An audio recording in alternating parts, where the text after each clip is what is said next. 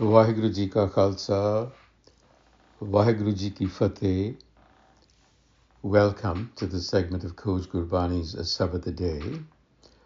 The recitation continues from the Nasiri Mahalla Paila, compositions of the first Nanak. And the first verse is recited as follows. Nasiri Mahalla Paila, Jiu Tapat hai Baro bar, Tap tap khappe bahut bekar, Jai tan bani visar jaye, Jiu pakka rogi bil laye. The being, Jiu, tapat hai, burns, barobar, again and again. The ego mind is inflamed. Tap tap khappe. And in this burning, the fire consumes it. Khappe, the flame of desire, is consuming and inflaming the ego mind. Jiyo tapat hai baro bar, tap tap khappe bahut bekar. So it gets consumed in what? Bahut bekar, defects. It gets caught up in a cycle of perpetual dissatisfaction. Jaitana Bani Visarjai. This happens when Bani, it loses memory of its own wisdom. Jaitana Bani Visarjai. When that anchoring in the word, the sabad, is uprooted or fractured, that's when the Jiyo Tapat hai Baro bar happens. And what happens is, Jaitan Bani Visar Jaye, Jiyo Pakka Rogi Villai, means that you become like a fevered patient. You're crying out aloud.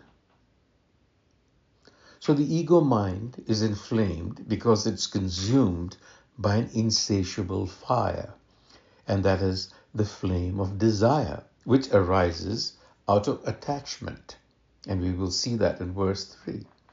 When that happens, it causes the mind to be caught in this perpetual cycle. Tapata baro bar.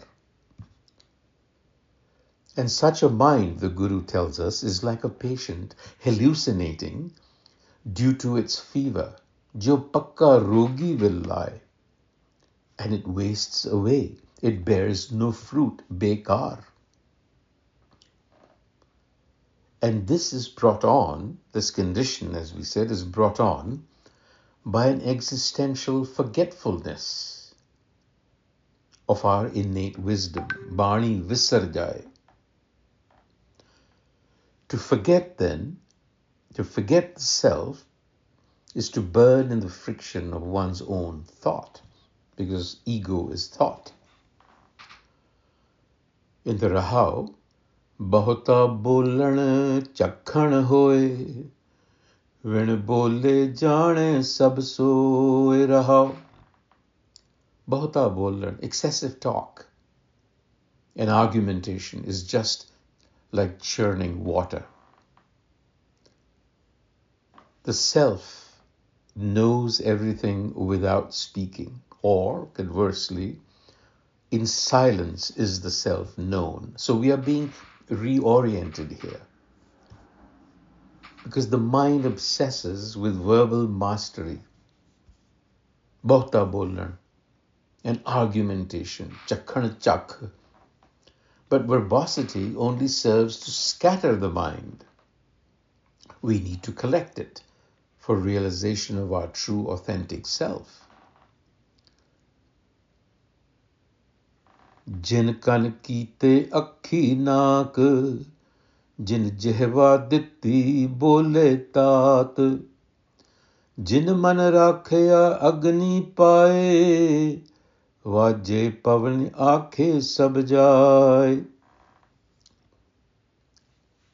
This is a reference to the creative who formed the ears, the eyes, and the nose, who gave the tongue, Jehva, that speaks sweet and warm speech, Bole Tat, that one who placed the mind amid the fire, Man Rakhya Agni Paye, in other words, protected us, and sets the breath, Vajje Pavan, a-sabad-a-day, making all of us animated. So the ego is being reminded, we are being reminded that our very structure, indeed our very breath, is borrowed. It's not our own. We are not autonomous. Guru Nanak points here to the divine architect who animates everything, the senses, the speech, the mind, and the breath. Each element is infused with that one's creative spark. In other words, the human is not self-made, but was actually breathed into being. Vajje Pavan a-sabad-a-day. The wind of life resounds through all of us. If we recognize this, it will restore a degree of humility that is much needed. Jetah moh parit swad, sabba kalakh daga dag, dag dos moh chalya laye, dargah baisan nahi jai. We talked about attachment in the first verse. That is the root. Jeta moh parit swad, all attachment, affection, and taste. Sab kalakh daga dag, they are but black stains of impurity. Dag dos moh chalya lai, bearing these marks of fault upon our face. Dargah baisan nahi jai. One cannot enter that divine court. Meaning, moral and existential living. What the ego prizes, what do we prize? Pleasure born out of attachment. That Guru Nanak calls dago dag.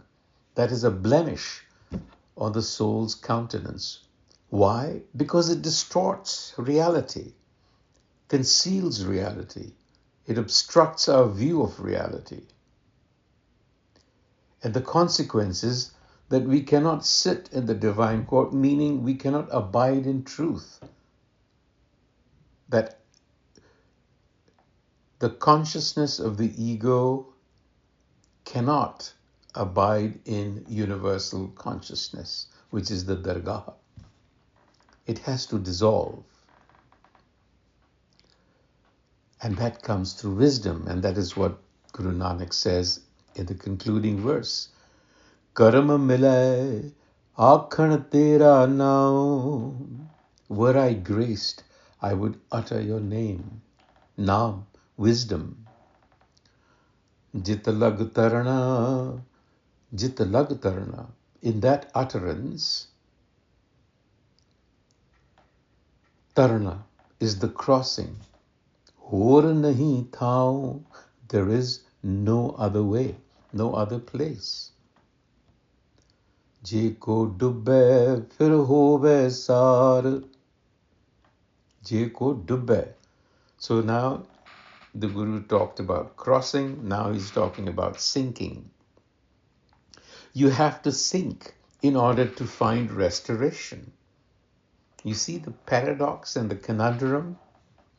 What has to sink? The ego has to sink in order for it to restore itself. Nanak sacha sarb-datar. That eternal one is the giver. So essentially, the ego has to dissolve into this ocean, divine ocean, in order to get the buoyancy needed to navigate life. Waheguru ji ਕਾ ਖਾਲਸਾ, ਵਾਹਿਗੁਰੂ ਜੀ ਕੀ ਫਤਿਹ।